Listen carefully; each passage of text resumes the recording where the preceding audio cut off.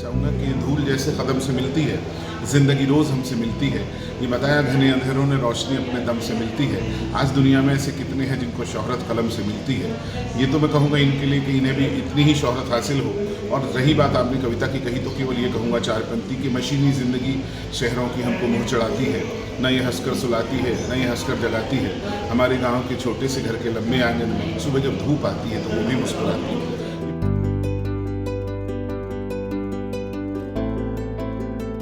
फरीदाबाद के शिक्षाविद doctor SN. Bhardwaj Ashok की 2 पुस्तकें गजल संग्रह रहु गुजर और गीत संग्रह अंबर छलके का विमोचन सूरजकुंड स्थित निजी होटल में किया गया। इस मौके पर किताबों के लेखक शिक्षाविद डॉक्टर एस.एन. भारद्वाज अशक ने कहा कि आज उनकी 2 पुस्तकें अंबर छलके जो काव्य संग्रह है और रह गुजर जो गजल संग्रह है उसका लोकार्पण जाने माने शायरों, लेखकों और गायकों द्वारा किया गया है। इससे पहले मेरी एक और पुस्तक साय में जिंदगी पहले आ चुकी है। उन्होंने कहा कि ये दोनों पुस्तकें मानव जीवन की संवेदनाओं को ध्यान में रखकर लिखी गई हैं। जब ये रचनाएं श्रोता पढ़ेंगे तो उन्हें लगेगा कि उन्हीं के मन की बातें वे रचनाओं में पढ़ रहे हैं। सर, आज कार्यक्रम क्या रहा और क्या कुछ समर्पित किया है लोगों साहित्यकार के तौर पर आपने? आज 2 पुस्तकों का लोकार्पण हुआ है। मेरे 2 काव्य संग्रह हैं। एक का नाम गजल, एक का नाम रहगुजर है और एक का अंबर छलके। रहगुजर गजल संग्रह है और अंबर छलके काव्य और गीत संग्रह है। इससे पहले भी सर कोई रचना आपकी आई है? हाँ, एक पुस्तक पहले आ चुकी है साहिब जिंदगी की, वो भी गजल संग्रह था। सर, आज पत्रिकाओं में भी रचनाएं आती रहती हैं। आज बड़े बड़े शायर, लेखक, साहित्यकार इस कार्यक्रम में शिरकत कर रहे हैं। कितना अपने आप को गौरवान्वित महसूस कर रहे हैं? मैम, एक सपने के सच होने के जैसा है। इतने बड़े बड़े लोग आए हैं और उन्होंने मुझे आशीर्वाद दिया है और आगे अच्छा लिखने की प्रेरणा दी है। मैं उनका तहे दिल से शुक्रगुजार करता हूँ और कोशिश करूँगा कि साहित्य में कुछ ठीक कार्य कर सकूँ। सर, ये जो आपकी दोनों पुस्तकें हैं किस वर्ग को ध्यान में रखते हुए आपने लिखी हैं? ये मानव जीवन की संवेदनाओं को ध्यान में रख के लिखी गई है।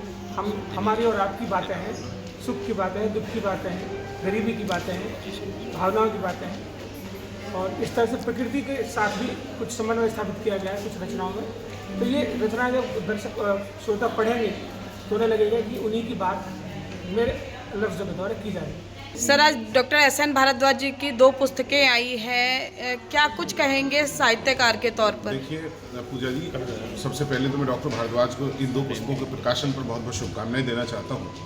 और सबसे महत्वपूर्ण बात है कि भागदौड़ की ज़िंदगी में, मशीनी ज़िंदगी में मानवीय संवेदनाओं को उकेरती हुई श्रेष्ठ कविताओं की ये 2 पुस्तकें आई हैं। साहित्य की दुनिया इनका बहुत स्वागत करने जा रही है और यकीनन मैंने दोनों पुस्तकें पढ़ी हैं वो, और एक की भूमिका भी मैंने लिखी है। मैं दावे के साथ कह सकता हूं कि आज के दौर में जो सर्वश्रेष्ठ लेखन है वो शायद कुछ आप ही का है, ये मान के मैं कह सकता हूँ, बड़े ईमानदारी के साथ कह सकता हूँ। सर, आज की भागदौड़ की ज़िंदगी में लोग अपने शौक जो है पीछे छोड़ देते हैं, तो ऐसे लोगों के लिए क्या कहेंगे? मैं यही कहूँगा कि यदि आप ये चाहते हैं कि आप रहें इस दुनिया में तो, और ईश्वर ने, माँ सरस्वती ने कृपा की है, आप लिखना चाहते हैं तो अपने पीछे सिर्फ किताबें छोड़िए। आपके पीछे छोड़े हुए शब्द ही केवल आपके हैं इस दुनिया में, बाकी कोई चीज़ ऐसी नहीं है। जो उसमें रहेगा वो घर उसका है, जो धन उसे खर्च करेगा वो धन उसका है, संपदा जिसके पास चलेगी वो उसकी है, लेकिन शब्द सिर्फ आपके रहेंगे। मैं यही मान के चलता हूँ। सर, इस मौके पर अब कुछ कविता के 2 शब्द कहना चाहेंगे? जो आपने कहा है, मैं सबसे पहले तो भारद्वाज जी के लिए कहना चाहूँगा कि धूल जैसे कदम से मिलती है, ज़िंदगी रोज़ हमसे मिलती है।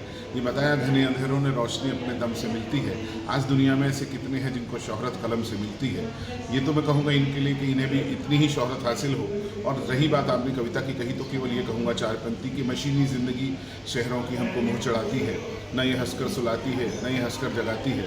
हमारे गाँव के छोटे से घर के लंबे आंगन में सुबह जब धूप आती है तो वो भी मुस्कुराती है। ये पूजा जी, मैंने बात इसलिए कही, हम महानगर में, नगर में रहते हैं, लेकिन कहीं ना कहीं संवेदनाओं का जो हम वैक्यूम है, संवेदनाओं को जो हम खो रहे हैं और हम उसे विस्मृत करते जा रहे हैं, वो हम शब्दों में जीवित रख लेते हैं, बस यही है। इस मौके पर अंतर्राष्ट्रीय कवि दिनेश रघुवंशी ने कहा कि शिक्षाविद डॉक्टर भारद्वाज ने दोनों पुस्तकों में समसामयिक विषयों को लिखा है।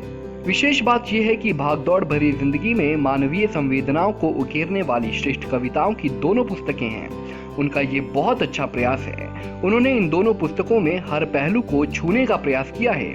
बारातियों की बेबसी पर भी बहुत अच्छा लिखा है। दिनेश रघुवंशी ने कहा कि आपके छोड़े हुए शब्द ही हैं जो आपके जानने के बाद आपको जीवित रखेंगे। देश और विदेश में कवि सम्मेलनों में शिरकत करने वाले शायर मंगल नसीम और गीतकार दिनेश रघुवंशी और गणमान्य अतिथियों ने उनकी पुस्तकों का लोकार्पण किया। फरीदाबाद से पूजा शर्मा, पंजाब केसरी टीवी। हमसे जुड़े रहने के लिए हमारे YouTube चैनल को सब्सक्राइब करें और नई वीडियो की नोटिफिकेशन के लिए बेल आइकॉन को दबाएं।